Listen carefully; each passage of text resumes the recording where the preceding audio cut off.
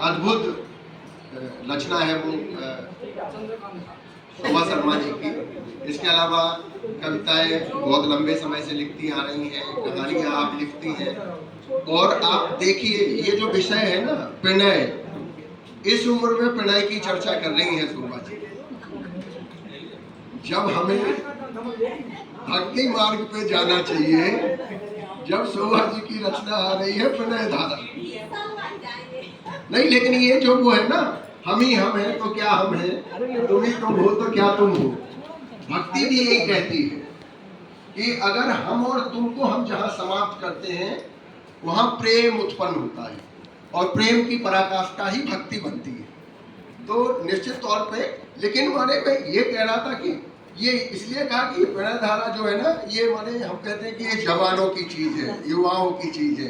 प्रेम की बातें करना, प्रेम में डूबना, प्रेम में पढ़ना, और युवावस्था की जितनी नए जमाने की चीजें हैं सबके प्रेम में पड़ी हुई है शोभा जी। शोभा जी यूट्यूबर हैं, आप में से बहुत सारे लोगों को पता नहीं होगा, इनका यूट्यूब चैनल है जो युवाओं का शौक है आज के जमाने में। शोभा जी स्टोरी टेलर है यूट्यूब पे, उन्होंने प्रेमचंद की ढेर कहानियां पढ़ी हैं यूट्यूब पे, आप जाके यूट्यूब पे सुन सकते हैं।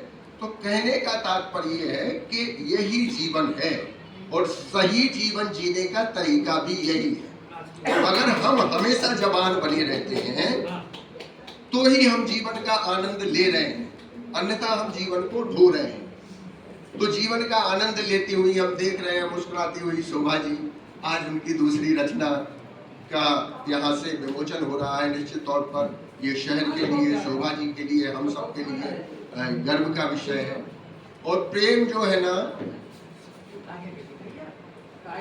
प्रेम, मैंने जब मैं आया था मैम यहाँ पढ़ने, और मैं मैम का स्टूडेंट हुआ करता था एमए हिंदी साहित्य में, तभी मेरे दिमाग में एक बात आई थी। एक शिविर में था मैं एनएसएस के, और मैंने लिखा था कभी कि प्रेम धरती की मूलभूत इकाई है। इस समाज की, संसार की कल्पना प्रेम के बिना की नहीं जा सकती। लेकिन विडंबना देखिए कि आज जब हम 21वीं सदी में है, तकनीकी के युग में है, तब प्रेम पे पाबंदियां हैं, नफरत पे कोई पाबंदी नहीं है। नफरत खुलेआम फैलाई जा रही है और सारे दिलों में भरी जा रही है। देखिए क्या विडंबना है। सबको मालूम है कि प्रेम आवश्यक है, प्रेम, लेकिन हम प्रेम पे पाबंदियां लगाते हैं। हम प्रेम को केवल वासना ही मान पाए हैं अभी तक। हम चाहे कितने भी पढ़े लिखे हो गए हों, कितने भी एलीट क्लास के हो गए हों, खूब संपत्तियां जुड़ी हों, लेकिन जब हम प्रेम कहेंगे तो आप वासना समझेंगे, और आप समझेंगे तो इसमें मेरी गलती नहीं है। आप समझेंगे तो इसमें मेरी गलती नहीं है, लेकिन आप गलती मेरी ही सिद्ध करते हैं। जो प्रेम की बात करता है उसको, आपके दिमाग में जो वासना भरी है उसको लेके आप उसके प्रेम को बदनाम करने में लग जाते हैं। तो महत्वपूर्ण है ये प्रणय धारा जो है ये बहती रहे। इसके लिए जो प्रेम का व्यापक रूप है, प्रेम का जो विस्तार है, हमें उसको जानना पड़ेगा। माँ बेटे का प्रेम, धरती आकाश का प्रेम, सूरज और ऋतुओं का प्रेम हमें जानना पड़ेगा। अगर हम प्रेम को नहीं जानेंगे तो फिर ऐसी लाइनें भर लिखी जाएंगी। बुंदेली का वो कभी ये बोधा है या ठाकुर, मुझे नाम कंफर्म नहीं है, लेकिन उन्होंने लिखा था कभी कि ये प्रेम को पंथ करार महा, तलवार की धार पे धावनो है। तो प्रेम करना इस समाज में तलवार की धार पर चलने जैसा ही है, लेकिन लोग परवाह नहीं करते हैं उस तलवार की धार की। या कभी गालिब ने कहा था कि एक आग का दरिया है और डूब के जाना है, तो लोग आग के दरिया को पार कर रहे हैं और डूब के जा रहे हैं। हम हंस रहे हैं, ये लोगों के लिए चिंता का विषय है।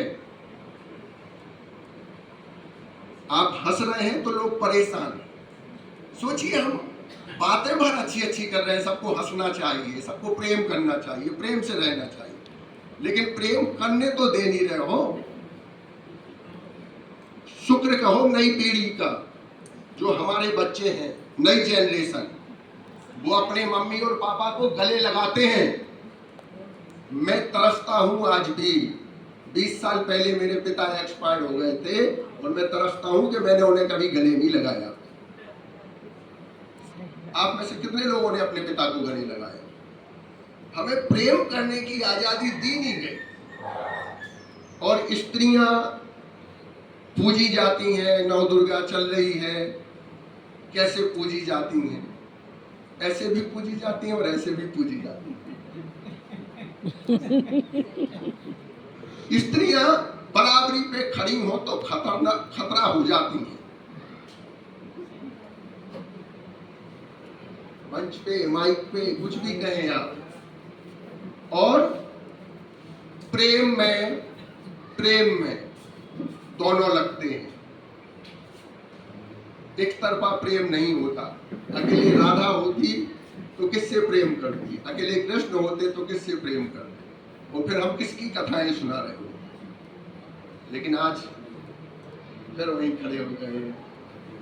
तो दिक्कत ये है कि अच्छी बातें कही जा चुकी हैं। अच्छी बातों को कि किताबों से बाहर निकालकर जीवन में अमल करना बहुत आवश्यक है। हम जब अच्छी बातें, जैसे स्त्रियां जो हैं, एक बड़ी स्त्रीवादी लेखिका है जिन्होंने कहा था कि स्त्रियां पैदा नहीं होती, स्त्रियां बनाई जाती हैं। उन्हें छोटे से बताया जाता है, आपको ये करना है, ये नहीं करना है, ऐसे करना है, वैसे, मुंह खोल के नहीं हंसना है, दांत नहीं दिखने चाहिए, शाम को 6 के बाद घर वापस आ जाना है।